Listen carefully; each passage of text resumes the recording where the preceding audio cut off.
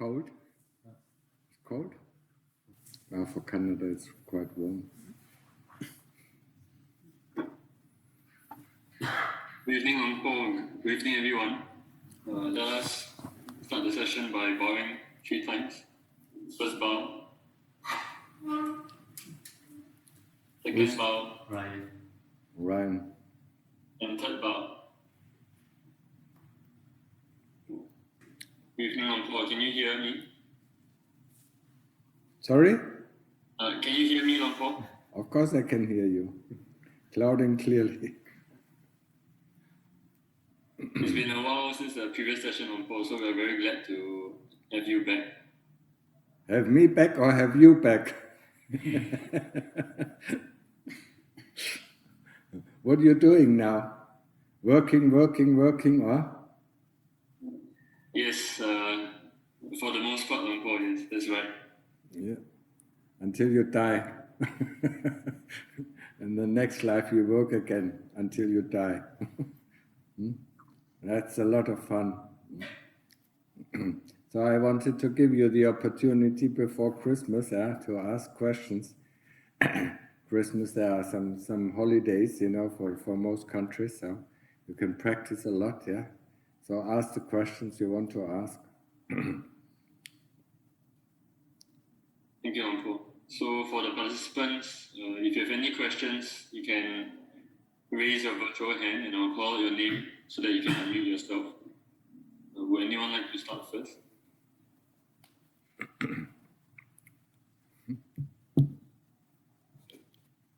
Okay, Dahlia, would you like to unmute yourself? Awesome. Nice to see you again. Thank you for having me and allow me to ask a question. Yeah, so what is your question? The question is, as I did have quite a few experiences, and I do see the essence as everything in everything I perceive.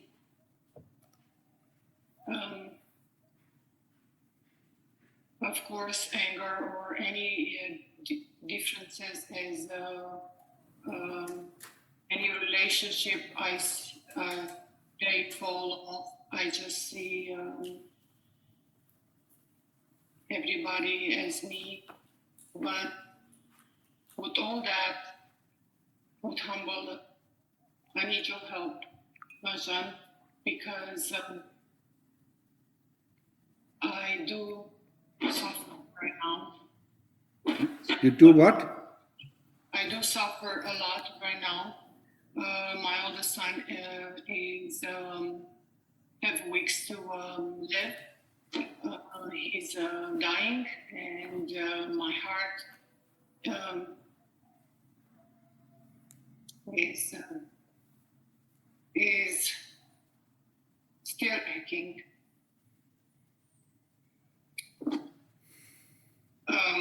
If you remember, my husband died not even 2 years ago. In January would be 2 years, and now an oldest son and.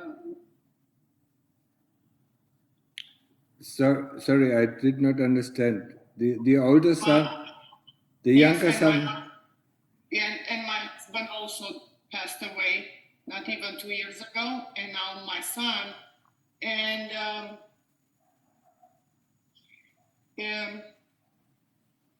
I still suffer, and I'm aware of the condition of the body and all that, and the emptiness and the projection of the mind and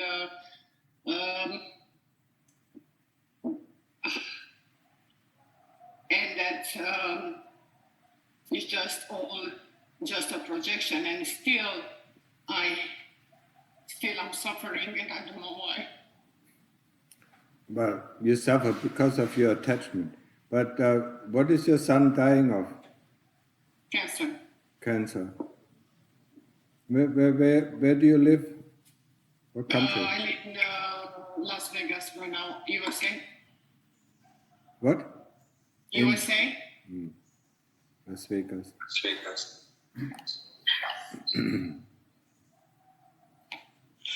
And your husband died 2 years ago, huh? In January it will be 2. Yeah, it will be 2 years. 2 years that he passed away. Yes, from cancer also. Also cancer. And how And old? I have Ajahn, I still have 5 children I take care of. We had How many? 5. 5 children. So you still have 4. Yeah. But they suffered a lot, and I don't know. I'm trying to stay peace, and just to bring them into silence and peace. But inside, I can feel my heart is crying. How old is your son, or was your son? He just turned 38. 8? What? 38. 38. But Yes. he did not live with you. He had his own family, or? Yes, he did had a wife, no kids though. So he wasn't there with you all the time. Well, while he grew up, well, yeah. Yeah, he grew up, yeah, and then he left the house, and then he lived his own life, yeah. And maybe Yes. once or twice a year you saw him, or you spoke on the phone. Yes. I mean, it's the nature of human beings to be born and to die, yeah. And we have to get in grips with it, yeah. Also your other children, I mean, they are born and sooner or later they will die. I mean, and the attachment, I mean, this is something that you have to get rid of. He's an individual person, yeah, just like you are an individual person. And this is his way, this is his karma bit, because, your husband died, because of his karma, and your son died because of karma, and there's nothing that you can do. I know it is especially difficult for mothers to let go of their children that they're bad with their own body, but realize it, realize, everybody who is born, will sooner or later die. And they will die sooner if they have the bad karma, and they will die later, if they have good karma. But sooner or later they will all die, yeah? Yes, I'm aware, yes. Yeah, and that is the only help that you can have, he's still around somewhere, yeah? And maybe in one of the next lives you will meet him again, and he might be your father. Yes, I am aware of that, yes. Thank you. Yeah, so whenever it comes up, let him go, yeah? It makes it also easier for him. He sees your attachment, also your husband, he sees your attachment, and it's not good for him, yeah? The attachment of a mother to her children, it will also be a burden on the children, yeah? So they cannot act freely. Yeah, just let him go, wherever he needs to go, or wherever he's supposed to go, yeah? You understand that? I know it's difficult, especially in the West, yeah, we cry so much, about, death, yeah, but it's a natural occurrence, yeah, and sooner or later, every one of us goes, but we don't go away, we go just to another plane of existence, just like your son, left, for instance, to Thailand, and you didn't see him for years, yeah? Yeah, he's still around somewhere.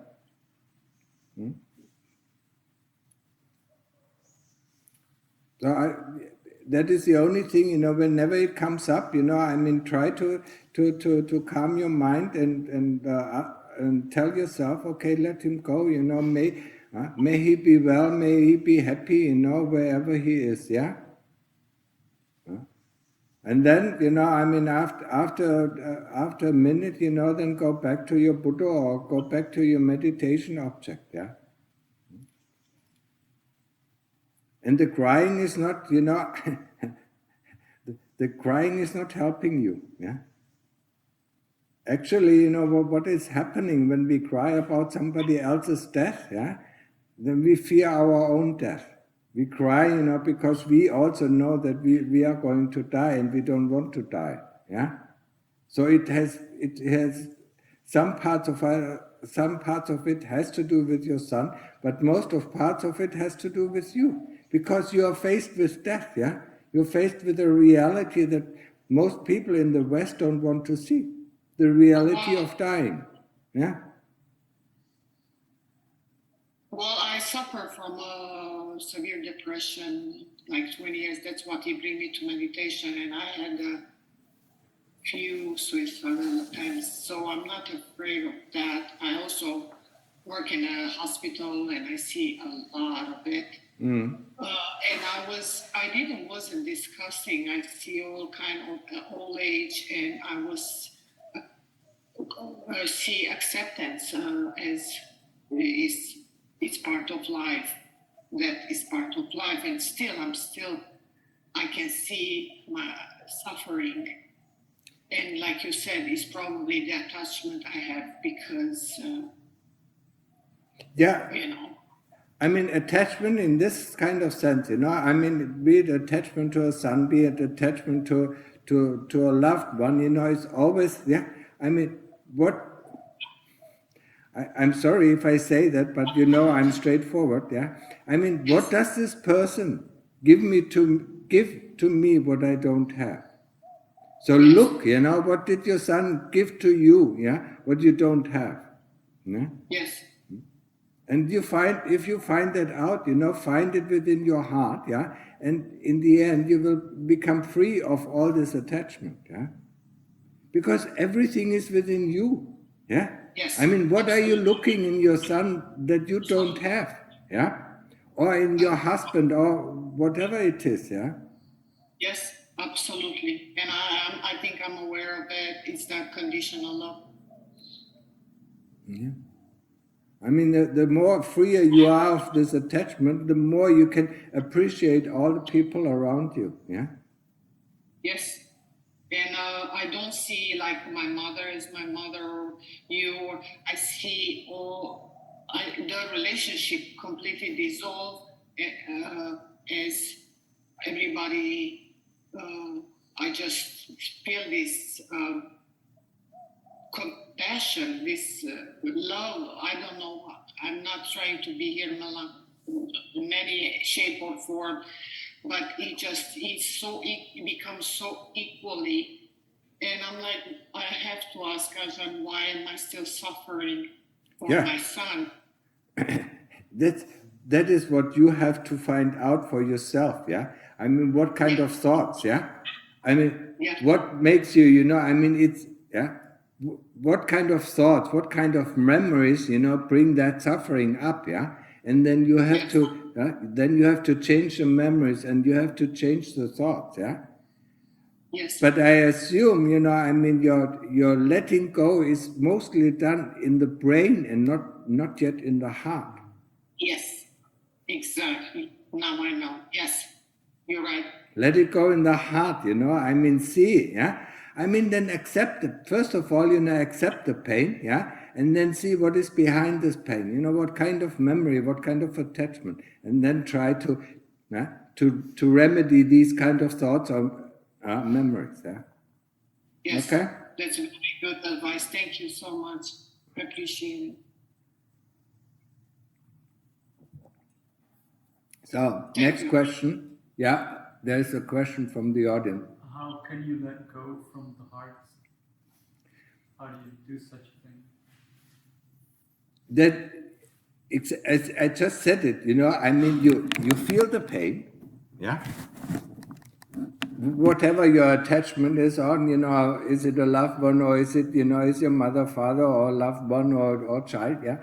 Feel the pain. And then look what kind of thoughts and memories bring up that pain. Because the pain does not come by itself. It comes through a certain attachment, through a certain view, through a certain opinion we have about, relationship. Sometimes, it can be, if your mother or father goes, or if your child goes, you feel the loneliness that you always had within you. And you don't want to have this loneliness. Yeah? That can be one of the factors. Yeah? And then look at the loneliness. Yeah? And then if you go into meditation, there is actually no loneliness. Because you're connected to everybody. But this you can only do with your heart, yeah? Of course, you can stipulate it, you can stipulate, I'm not lonely, but you feel lonely, yeah? And lots of people, especially in the West, they're all lonely, huh? They're all lonely, they're all needy, they only want for themselves, yeah? That is a problem, yeah? I mean, it is our upbringing that we feel needy, we want. I mean, if you're not,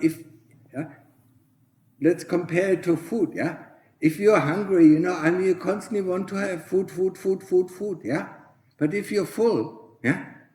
If you're not lonely, it's meaning you're completely full of compassion, yeah?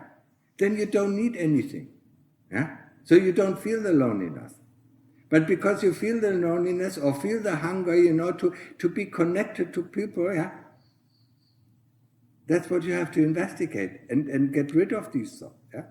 And prove it to yourself, through meditation, that you're actually not lonely. You're only disconnected the moment you think or you memorize. That's where you're disconnected to everybody, yeah?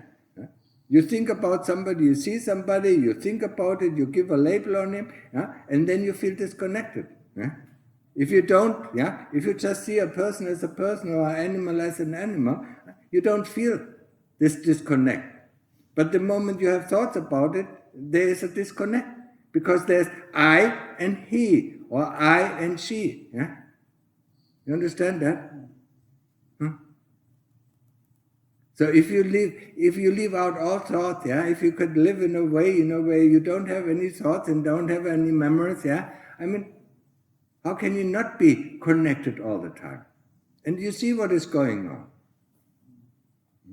So you have to go down, and that is the way of the heart, yeah. I mean, you have to prove yourself, by letting go of the thoughts and memories, and then you will see, there is nothing to it, yeah. But the first thing is, in the beginning, because the pain is driving us nuts, or some people get depressed, to accept that pain, and then look what is behind this pain, Okay? So, next question. Was it good? Can we have Nigel? Or would you like to unmute yourself? Yes, thank you.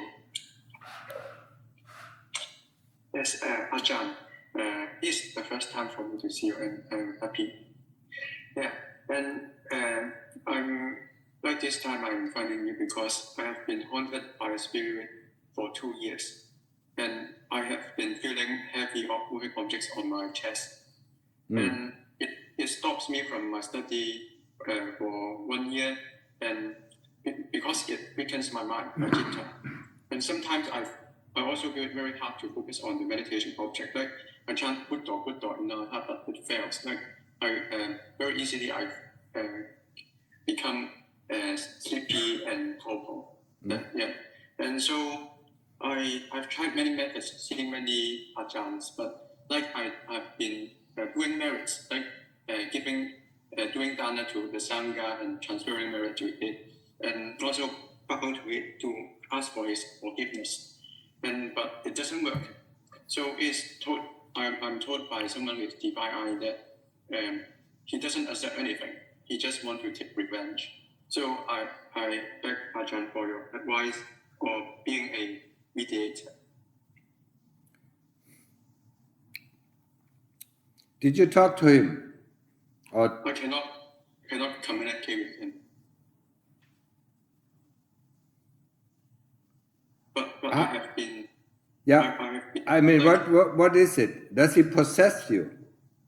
Or is he just around you? in my body, inside my body, I can feel it. Does it change your behavior? At first, when it first come into my body, I think so. Like I become like very crazy and I lost control of myself. But now it's normal. I'm normal. Yeah. This spirit cannot enter if you have a very strong chitta. So you have to build up the chitta. Yeah, a spirit cannot enter. Yeah, if you're if you have a lot of sati, if you have a lot of awareness of what is going on, a spirit can only enter your body if you're weak in mind. If you have a very weak mind. Yeah. So if you have a very strong mind, yeah, are very determined, yeah, then the spirit cannot do anything. He cannot possess you. Yeah? And you don't have to be afraid of him. I mean, fear of the spirit, allows him to come. Yeah? So don't be afraid of it, yeah? I mean, fight it with meditation, yeah? I mean, it doesn't matter, if the Buddha disappears, the moment you notice the Buddha disappears, you bring it back. Yeah? But because the chitta is very weakened by it, so I told you that I easily feel drowsy, and I hardly can I build up the study. I practice every day for 1 hour, yeah, meditation, walking meditation or sitting meditation, but it doesn't work very well. Yeah, a friend of me teach me Vaktasena and saying that by practicing Vaktasena I can protect myself at least. But I try to imagine the right object, but it fails. It just stops me from thinking anything. If it stops you from thinking anything, that is fine. I mean, that's a whole process of samatha meditation. We want to stop thinking, yeah? But we want to be present, yeah? But what happens if you use the Buddha or whatever object you use, if you use anapanasati, the moment the mind gets calm, it likes to go to sleep. And that's where you have to counteract. The mind tells you, the chitta tells you, now I'm tired, now I want to go to sleep. And then this is a thought, that comes several times before you actually go and go drowsy, or fall asleep. Yeah? So you counteract, you see the thought, and you said, no, I want to stay awake. Yeah? And then you stay awake. No matter if some other spirit possesses you. Yeah? I mean, what possesses you at the moment are the kilesas. Yeah? They tell you what to do. They tell you, how to do it, how you are, who you are, where you are, and so on. Yeah? They constantly tell you. Yeah? They tell you, I'm hungry. They tell you, I want to do this. They tell you, I want to go to sleep. Yeah? So you are actually, when you think about this, you are possessed by the kilesas. Yeah? Just like everybody around you. Yeah? They're all possessed by the kilesas. It doesn't really matter, if you're possessed by another being, yeah, then he tells you, what to do. Yeah? Yeah? So fight the kilesas. The more you fight the kilesas and don't give in to their wanting or their desires, yeah, the stronger you are, and then an outside spirit cannot possess you. So the main direction for me is to build up my practice. Yes. And it goes away. Yeah. I mean, how old are you? 22. 22. I mean, you remember how you learned to walk? Try to remember it. I mean, you got up, you fell over. You got up, you fell over. But you always tried until it took about a year. Yeah, ask your mother. Yeah, it took about a year for you to be able to walk. Yeah, and once you could walk, you started to run. Yeah. And that's the same with the practice. The same with talking. It's nothing that we can read and learn from reading. It's something that we have to practice. Yeah. So don't give up. Yeah. I mean, and not only do 1 hour a day, you know, do 1 hour in the morning and 1 hour in the evening. Yeah? And if you have free time, I mean, do 3 hours. Yeah? 3 hours. 3 Yeah. hours, okay. Yeah. Enough now. 3 hours. 3 hours. Yeah. That will strengthen. I mean, it is the same thing, you know, when you go to school and you have only one class a week, you know, I mean, you don't remember, yeah? The more often you do the meditation, the better it is, yeah? The more you strengthen, you know, the more you strengthen your chitta, yeah? And don't feel, you know, don't feel upset, you know, if it doesn't work out, yeah? I mean, I know the young generation is so impatient, yeah? I mean, they want to work it now. No, it's not possible. Meditation takes a long time, yeah? So build it up, yeah? And if the Buddha, you know, if you feel like you're drowsy, I mean, then open your eyes, throw some water in your face, and then continue. Yeah? Okay. Write that down. And drowsiness is one obstacle that I face when I meditate. Another one is being very bored. Like, because... Being what? I'm bored.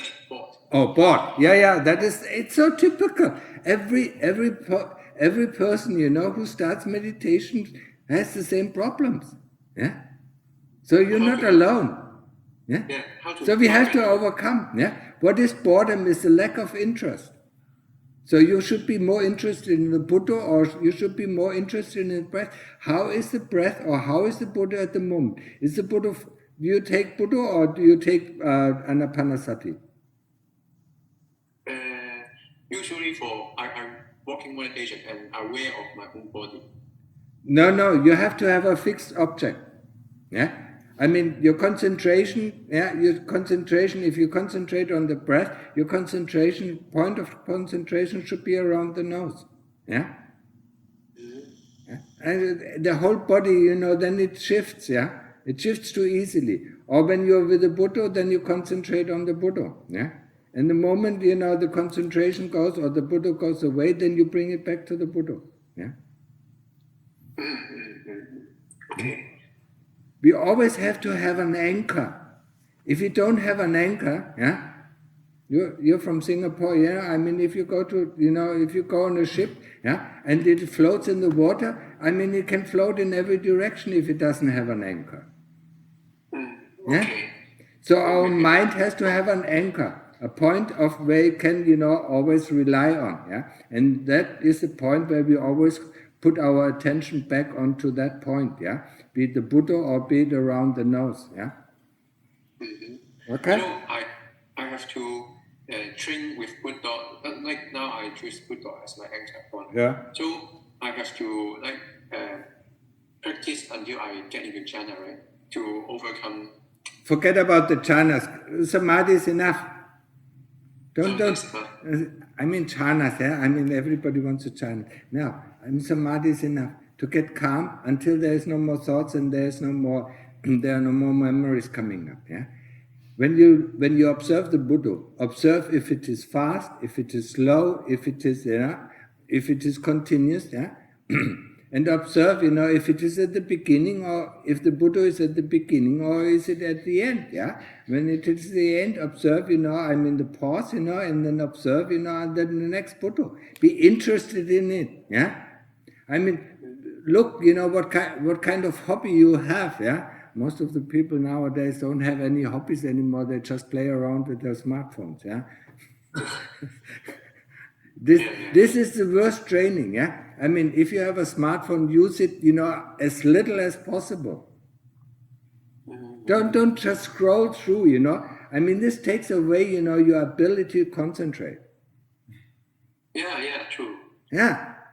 Because you're going so quick, you know. I mean, that means, you know, I mean, your mind is very quick going, you know, going forth and back, yeah.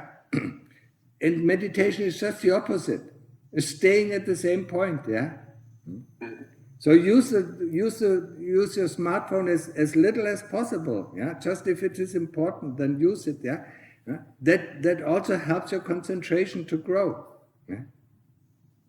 Okay, understood? Understood. Thank you, Ajahn. Yeah, this young generation. Okay, do we have the next person who would like to ask a question? You can raise your hand, or if you're not comfortable, you can also type your question in the chat.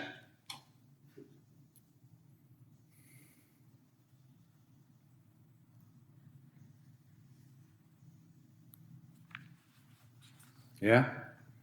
Ajahn, I have one question about how exactly is the chitta purified? So, for example, in my practice, after some sittings, it's like I come out bruised and exhausted, and it's like when it's a real fight with the kilesas. And in other times, if I have some concentration, I can come out and I've never felt more energized. Yeah?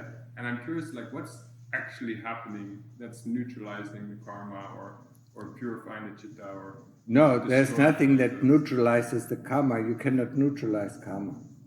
That's impossible. But what is happening, and that happens to every practitioner, some meditations are good where you get into the calm and then you feel energetic when you come out, and some of the meditations are really just a fight, every moment you have to fight for your Buddha, yeah? Or you have to fight for the breath, yeah? Because the mind does not want to stay up, to stay at the same object, yeah?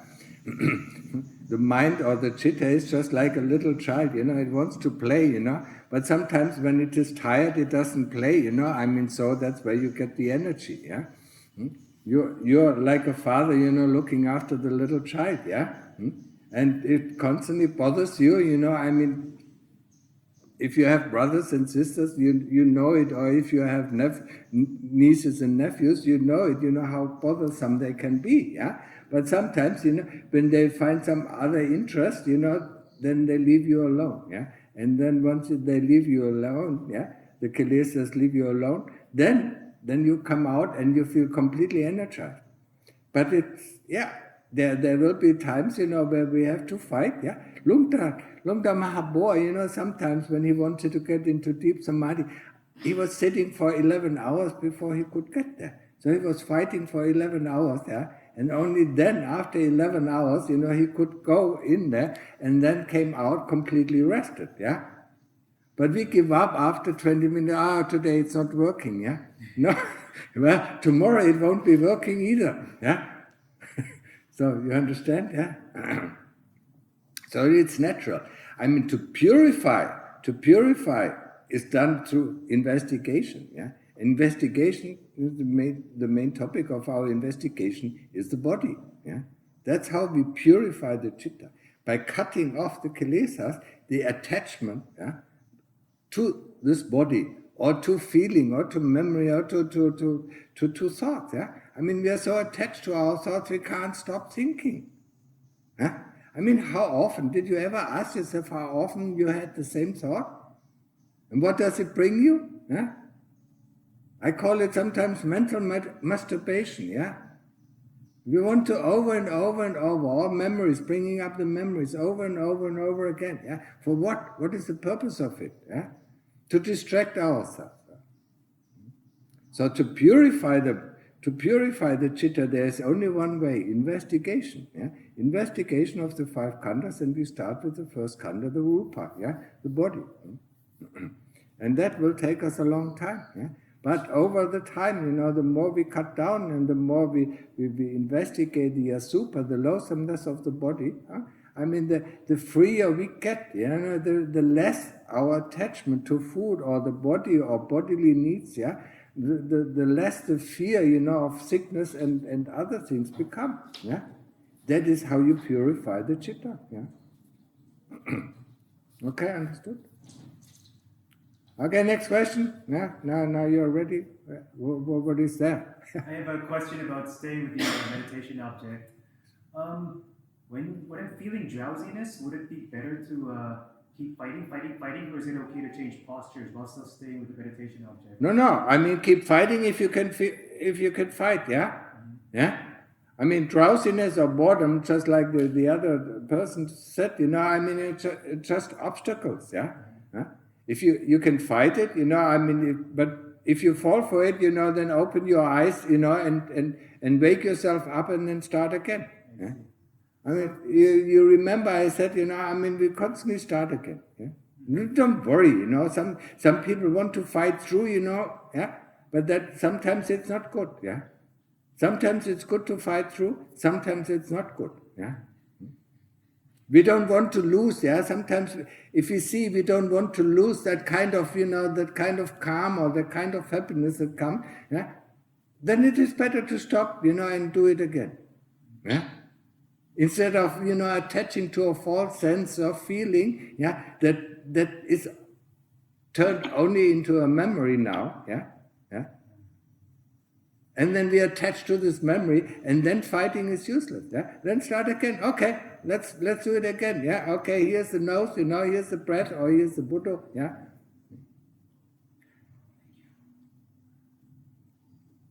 So from the Zoom session, any other questions?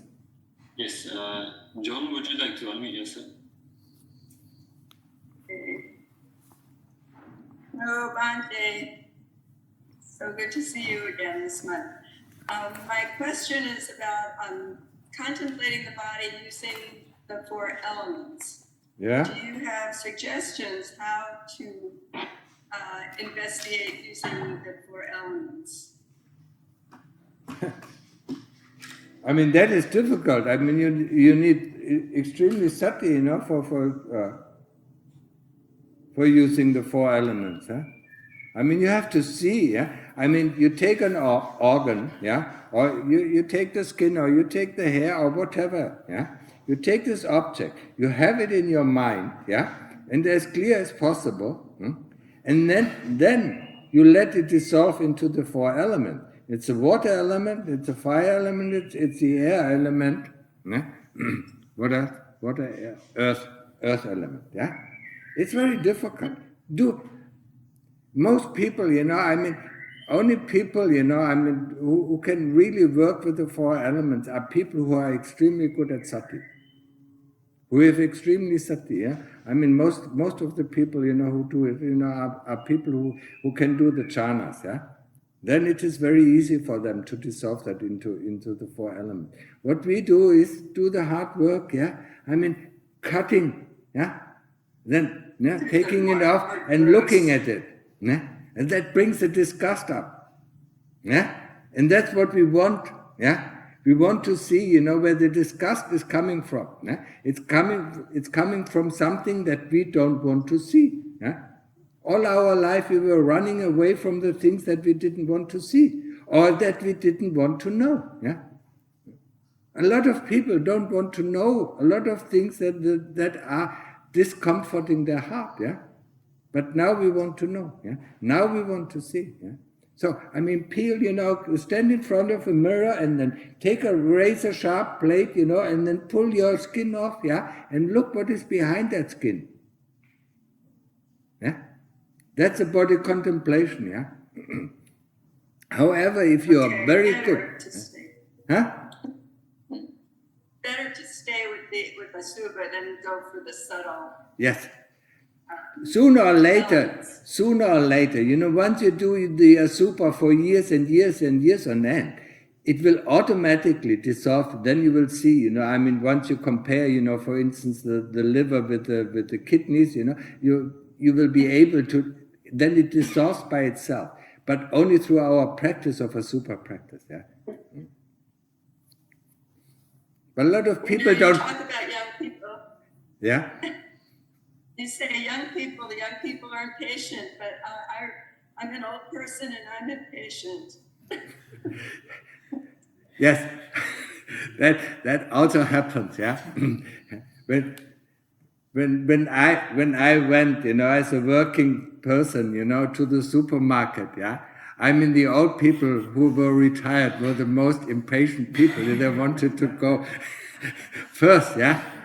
They had nothing else to do, but, they were really impatient and they couldn't wait, because the time is running out.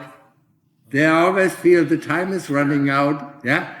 The young people don't have that feeling that the time is running out. So, Develop that patience. It's running out. Yeah, doesn't matter. You don't know. Develop the patience. Yeah? See, okay, there's 1 minute. I have 1 minute. Yeah, use that 1 minute wisely. Don't worry about the future, because the impatience comes with worrying about the future. Yeah, cut off the future, and there's no impatience. Okay. Okay. Thank you. Yeah. Joanne, Ajahn, yeah. thank you, Dr. Ajahn. Can I ask this question? Is memory and consciousness the same? What? Thank you, Ajahn. Memory and consciousness. Is memory and consciousness the same? No, not of course. I mean, there are 5 khandhas. Rupa, Vedana, Sanya, Sankhara, Vijnana. So it is a body, it is feeling. Feeling are two categories. There's bodily feeling and mental feeling. Then there's thought, and there's memory and association, and there's consciousness. Consciousness, I mean, you can say you are conscious of some things, or you are aware of things. When you are really what is it? I mean, you're sense conscious. You are conscious that some sense comes into your ear. Then the memory comes into play and tells you what kind of sound it is. Or the same with the eye. I mean, you see something. So you're conscious of seeing. If you're not conscious, you don't see anything. You see something, then the memory tells you what to see. Sometimes, if it is something unknown, it has to rattle through all its, I mean, it's a, what is it called? A picture matching process, That's what all the computers use, When they want to discover the faces on the CCTVs, they go through a whole lot of pictures, Until they find the one that matches, It's a matching process, Memory is a matching process, It uses a lot of computing power of our brain, But it's quite fast. So consciousness is consciousness, being conscious of what is coming into our sense contact. Or you can also call it sense awareness. And then what happens to that sense, I mean, to the consciousness of the sense, is done by memory and thought. Then you know what you see and know what you hear. Okay. So, Ajahn, so the memory live with us when we die, or the consciousness live with us Of course. when we die? Of course. Everything. Except for the body that dies, But memory, all these faculties, will be, But the memory of your previous lives, for most people, will be erased, It is not good, I mean, if you remember all your bad deeds, in your next life, you want to start afresh, So it's a protection, But the karma of the old deeds will come back to you, So, no, of course, I mean, even if you go out of your body, you still have memory, you still have thoughts, you still have feelings, And you have a fine material body, So you go out, Go visit the heavenly realms or the hell realms. You still see, You still feel, and you still memorize things, So these things don't go away when you die. Okay.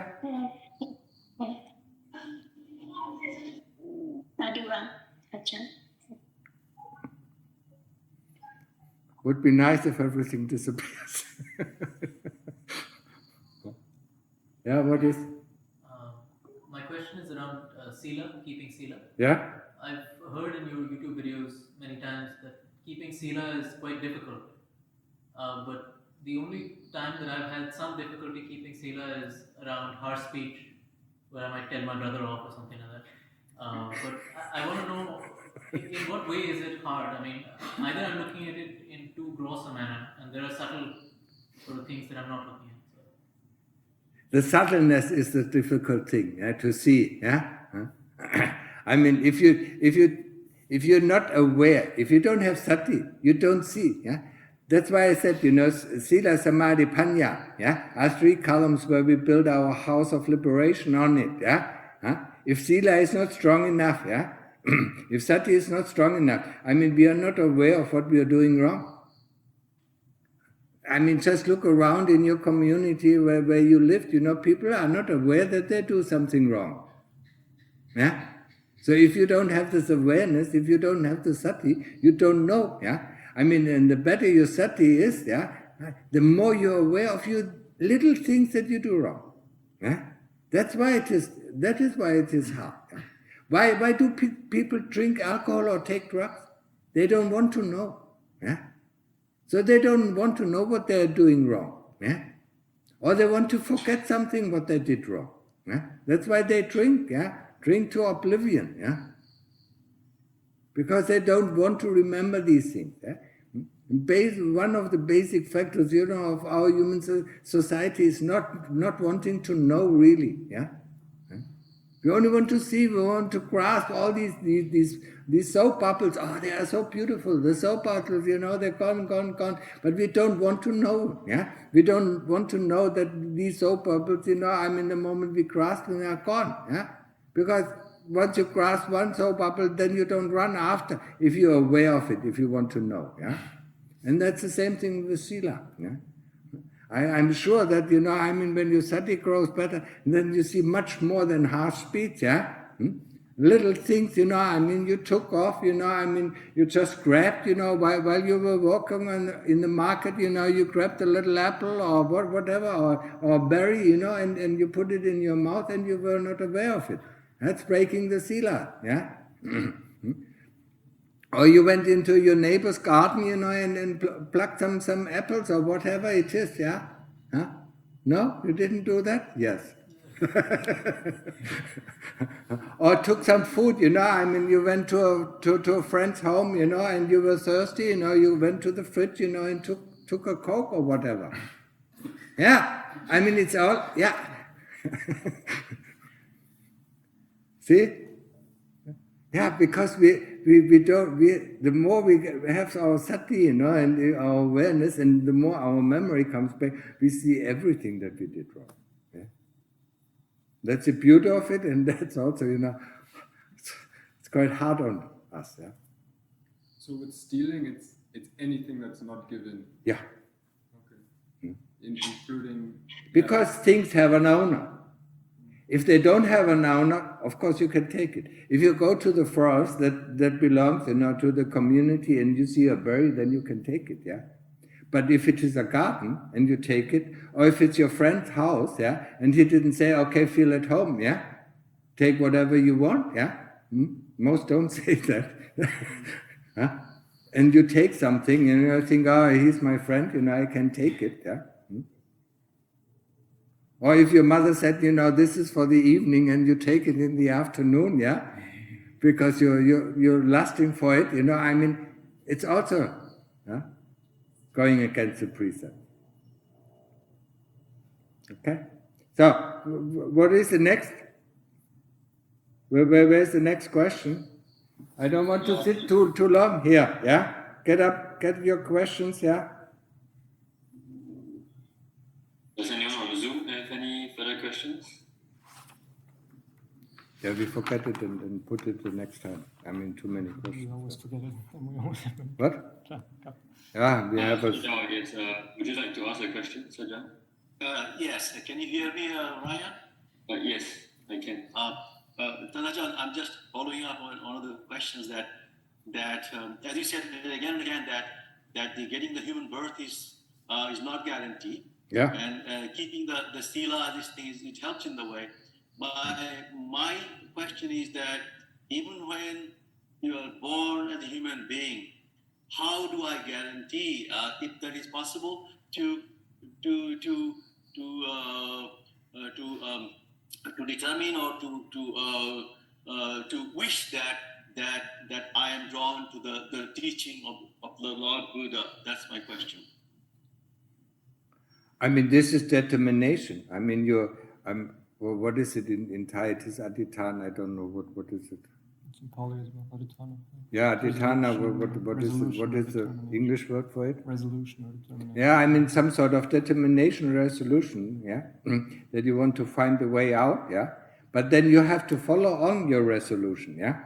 You have to follow on the determination, and you know what to do, yeah. Sila, samadhi, panya, yeah. And then you try to develop it as best as you can, yeah. And yeah, I mean, in the morning when you wake up, yeah, I mean, you get back your resolution or determination. Yeah, I want to follow the path of the Lord Buddha as best as I can. Yeah?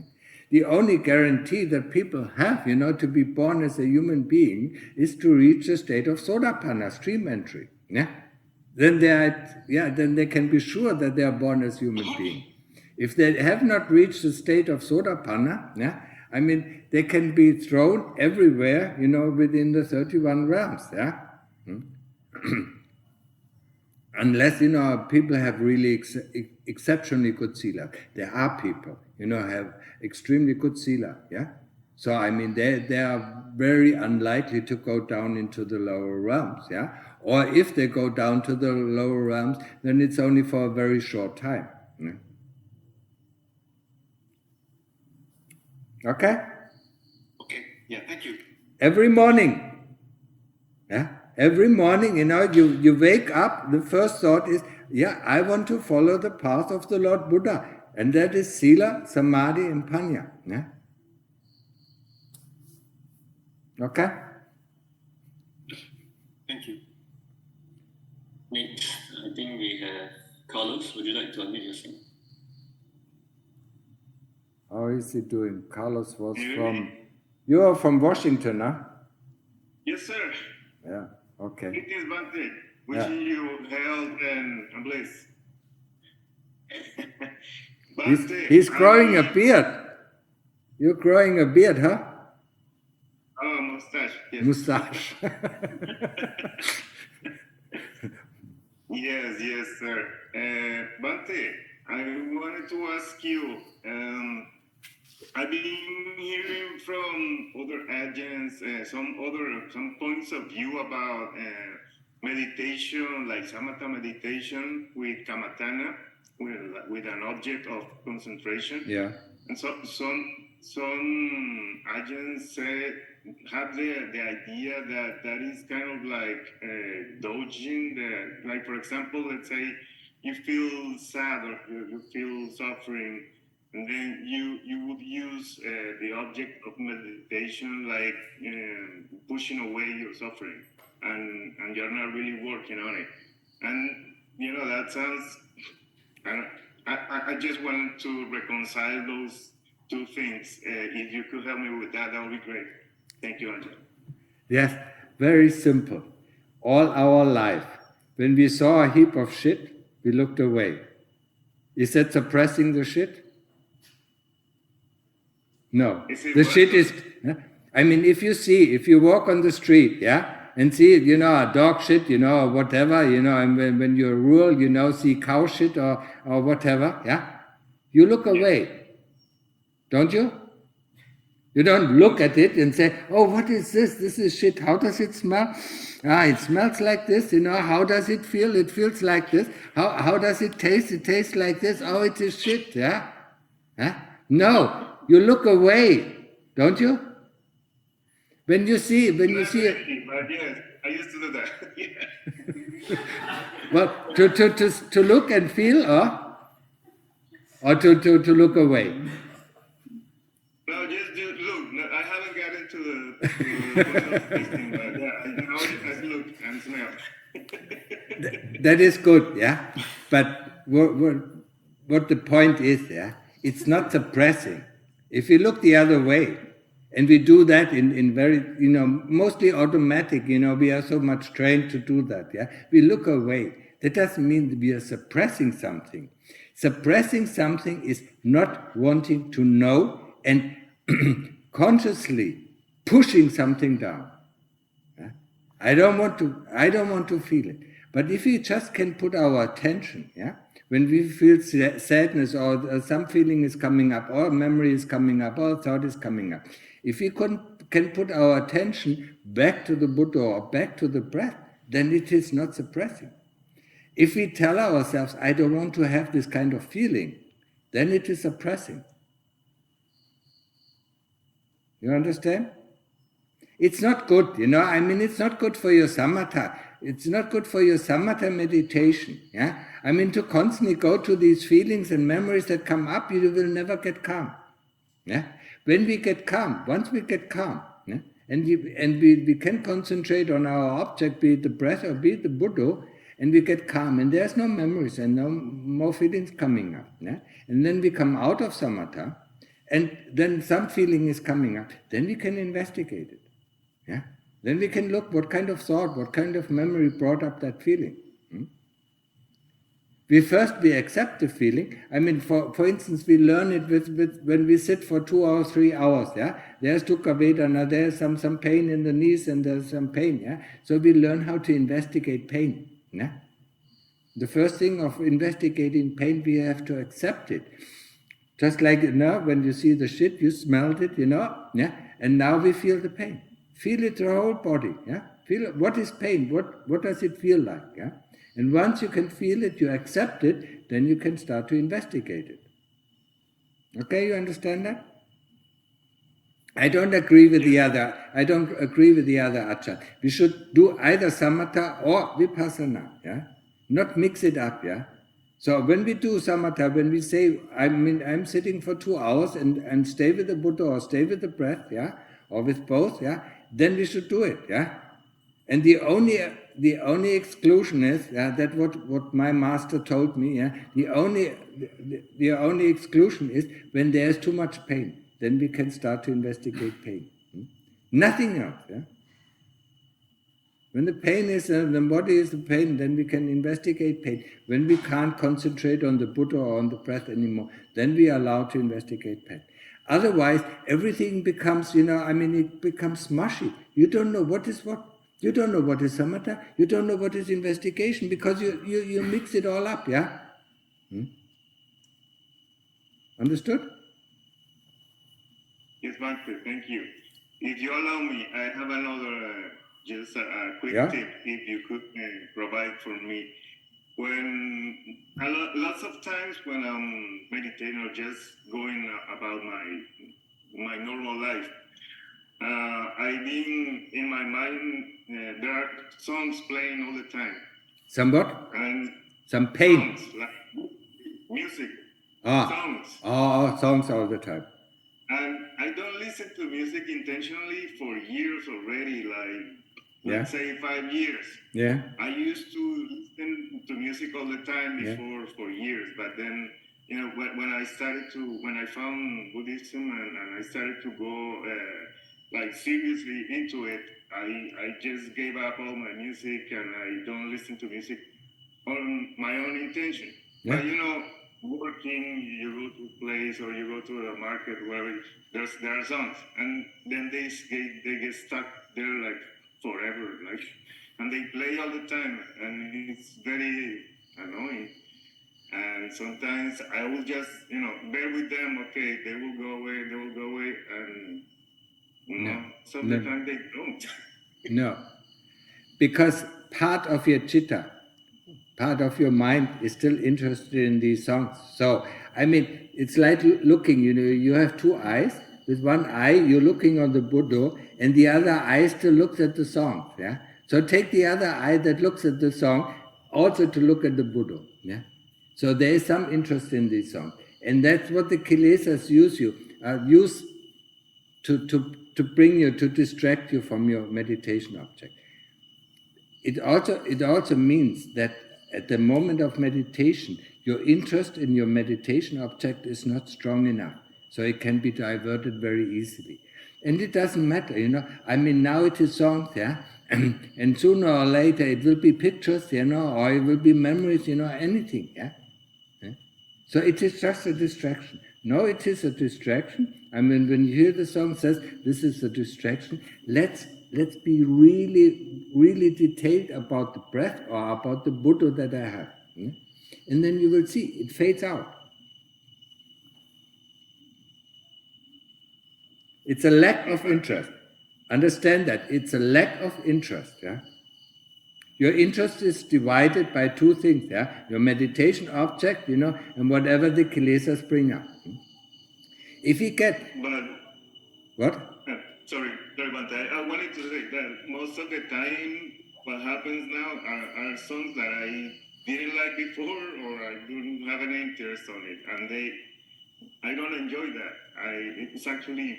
Yeah, it can be both, yeah? It can be songs that you liked, and it can be songs that you didn't like. It's the kilesas who bring up the song. Yeah? They want to distract you, yeah? It is the same thing, you sit in a meditation hall, and outside, you hear some workers, ripping apart the street, yeah? It's something you don't like, but the kilesas go there. And they say, oh, I don't like it, oh, I don't like it, yeah? What you have to do is, yes, I like it, What is sound? For instance, investigating sound, yeah? And then there is no likes and dislikes. And then you can leave it aside, and then you go back to your meditation object. Yeah? Sound is sound, yeah? The moment we put a label on, it's a song, I like it or not like it, then it becomes a problem. Yes. Okay? All right. Thank you, Bhante. Thank you very much. You're welcome. How are you feeling, Lumpur? Yeah, it's okay, if there are some more pressing questions, some of the people on the Zoom, yeah? The people here have all the time, and they come every morning and bother me, yeah? The people, living in other countries, they don't have the time to bother me, yeah? Okay. We have one lady, Joan, and then after that, we have one question directly sent to me on Zoom. Okay, so make... After that. So do the two questions. Yeah. Okay. Do you mind if I ask another question? Go ahead, Get up. Okay, I alternate. In fact, I alternate walking and sitting meditation. Yeah, that's good. So I get up in the morning, I start walking, and then I time myself. So Yeah. I have a timer, and I'll do 15 minutes walking, and then 50 minutes sitting, 50 minutes walking. 50 or 15? For 50. 50, okay. 50, 50. Okay, 50. 50 minutes. So when I'm doing the 50-minute sitting, sometimes I'm getting pretty deep, and then the alarm goes off, it interrupts me. So I'm wondering if I should be timing myself or just Timing doing is it for as long as... No. If you see, yeah, timing is only for the beginning. Yeah. Once you get used to, forget about the timer. Yeah. But once you notice, you can, before you do walking meditation, look at your watch. And when you come back from walking meditation, look also at the watch. If the time becomes less and less and less, then use a timer. Yeah. Otherwise, forget about it. It's the same with sitting. Yeah. If I used the time in the first year or first 1.5 years, and then I forgot about it, yeah, because it's useless, yeah. It is more disturbing, like you said, yeah. You really start getting really calm, and suddenly the timer goes off, and it disturbs you. Okay. Thank you.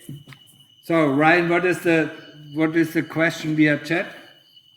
I think Dahlia might have a follow-up question. If you would Yeah, it's okay. Yeah, follow up. Hi Dahlia, you can unmute yourself.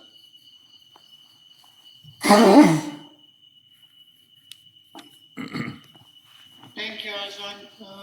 Can you hear me? Yeah. Okay, so I do meditate sati, so the breath constantly, all the time. The moment I wake up till I go to bed, even if I do things around the house, whatever, I always bring it back. Yeah. Thousands of times, bring it back. Can you give me any advices what else I can do so I can go through this, like we spoke, it will be really hard times the next few weeks. So how can I, what advice you give me, please, to remain as centered, peaceful as I can. There is one thing that you need to do. Yeah, I mean, it is important always to bring back the breath, to attention back to the breath. But you also need to do formal sitting meditation. Okay. And that not only 10 minutes or 15 minutes, you really have to, you really have to get calm. Yeah, I mean, it should be at least 45 minutes up to an hour. Yeah, Yes. and do it. If you can do it, do it when you wake up. Do it instantly. Before you do anything else. And when you come back home from work, do another hour before you start doing anything. Yeah, and also, start to do the daily reflection that I always talk about. Yeah? I do that. Okay. I do that, and many things. Don't judge. No judging. There is no judging in any sort. It's not that I like this, I don't like this, I don't suppress any of it. And they come at their own accord. I don't even expect to come, or they just like that, Ajahn. I can explain. Yeah. Okay. I know you. Yeah. But do the formal meditation. Yeah, it is important. Yeah, and you will see there will be some difficulties. It's much more difficult than just when you do this or that. To return back to the breath. Right? You can also do walking meditation. It doesn't matter. Yes. And when you come out of the meditation, address the problem of your son. Yeah. Feel the pain. Yeah. And then look what is behind that pain. What kind of thought? What kind of memory? Yeah. And then correct that memory and correct that thought. Yeah. That comes up and brings you that suffering. Exactly. Okay. Yeah. Because I'm surprised, Ajahn, because I did have out-of-body experiences and some of the light, Yeah. And I don't see all the I don't judge. I don't. It's like, no, I like this. I don't like this, and so many things are inside me. And I still find out that it's still attachment remaining. Very subtle attachment is still there, and now it's surface. Yeah, because still, even though you might not judge, this is good or this is bad or this I like or this I don't like, there is the judgment in the back of your mind that you are not aware of, because your concentration, your sati is not strong enough to see the thoughts that are running in the background all the time. And they're giving us the information. When you see a person, I mean, it's the mind that gives you the information who it is, how he looks, and whatever, It's also a judgment, So this is going on, And in this we have to become more and more aware of this kind of judgment as well. Okay? Thank you, Ajahn, so much. Okay, so Ryan, the question, and then we close. The question from the chat. Okay. If there's no more other pressing question, the lay people here can ask the questions in our next session. They don't have questions in my cheese. Okay, go ahead. Yes. The question is, the Buddha says that everyone loves themselves the most. Then does an arahant love himself the most too? Does the loving kindness to themselves equal to that which they have for others? Thank you. The Lord Buddha was correct. Everybody loves himself the most. An arahant doesn't love himself because there is no self that he can love. He has overcome self. The path to liberation is to overcome self. Because then you're free. And if you have overcome self, then you love everybody. Yeah? Not the love that the West is dreaming of, or that is written in books or in movies. Yeah, I mean love, the compassion that you feel for every being. Yeah, you don't differentiate between beings. Yeah.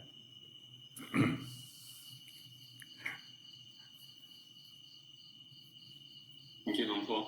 Yeah. So I think with that we can call the session to a close. Yeah. There Let's all pay our respects to What? Two questions which are sent in to Zoom. Oh, okay. Wait a moment. There are two questions that are concerning the Zoom, or? I mean, they were sent before and for the Zoom session. Before the Zoom session, okay. Yes. So the first question from Andy. Ajahn, in your Dhamma talk, you mentioned if meditation is really good when we struggle all day long, then our meditation is worthwhile. Can Ajahn explain more detail about it?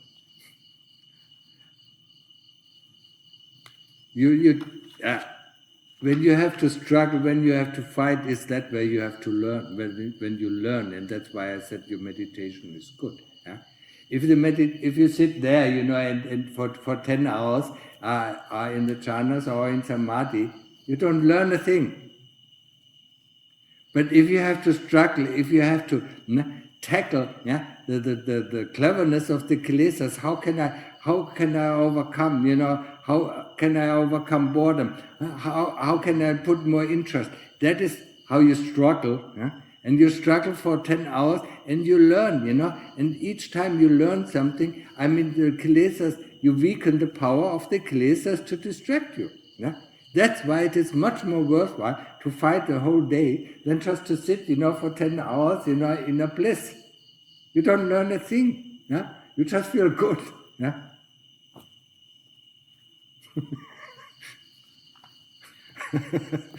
Yes?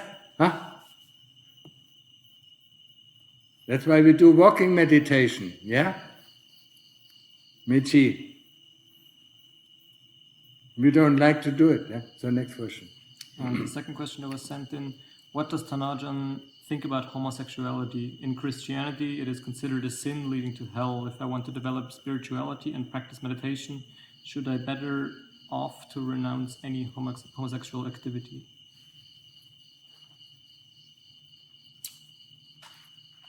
Shall I talk about that?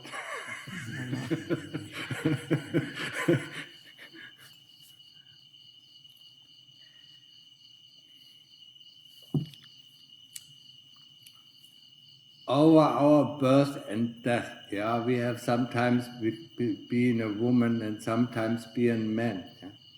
So the most difficult phase is if in our last life we have been a woman, yeah, and now we are a man. We don't like the new form of the body, and we don't like the new feeling. We can't cope with it. But sooner or later we have to learn how to cope with it. So going into old patterns, yeah. If it is the woman side of homosexuality or the male side of homosexuality, it is better, yeah, to refrain, yeah. If we are going the spiritual path, yeah, I'm only talking about the spiritual path. If we're going the spiritual path, I mean, it is better, to refrain from these activities and learn how to deal with your new body and the feelings, that you have, yeah. But I don't know. I mean, sexual misconduct. I mean, it is not really sexual misconduct. I mean, if you have the same sex, yeah. But normally, homosexuality has a lot of sexual misconduct. In the homosexual community, as far as I know, as far as I heard, yeah. I mean, I had a few homosexual friends, yeah, and they change partners very often, and they are quite hurtful, within their sexual relationship. So I mean, when you're on a spiritual path, I would refrain from it. Try to refrain from it as much as you can. That's my advice there. So, okay, so all the questions, I mean, concerning the Zoom questions, Zoom sessions are answered. Yeah, I wish you are very fruitful, holidays, I mean, now Christmas is coming up for you in the West, yeah? Huh? use the time, instead of eating an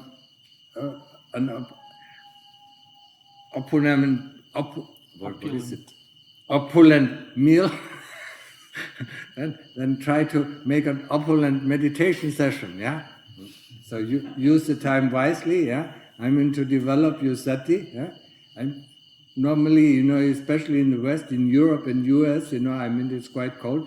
People are at home, and so I mean, take a few blankets, and make yourself warm and meditate a lot. Yeah. It's quiet out there. People are not so. People are more peaceful, in the Christmas session. It's not here in Asia. Asia is very busy in Christmas. Okay, so have a nice time. Yeah, practice well. Yeah, and we see you sometimes, mid or end of January. Yeah. Okay, let us give Ampo 3 bows in thanks for the teachings. First bow. Second bow. Third bow. And also, Ryan, it also holds true for you, to practice a lot. Yeah. Yeah. Yes, Ampo, yes, definitely. Good. Bye, Tukon. Yeah.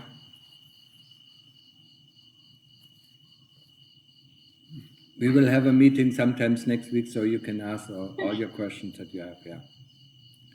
Anyway, they come every day in the morning,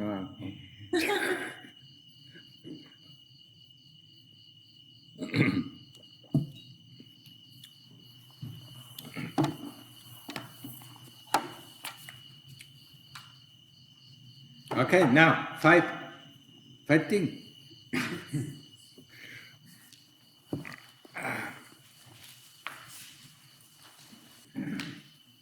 Yeah, one doesn't get younger, huh?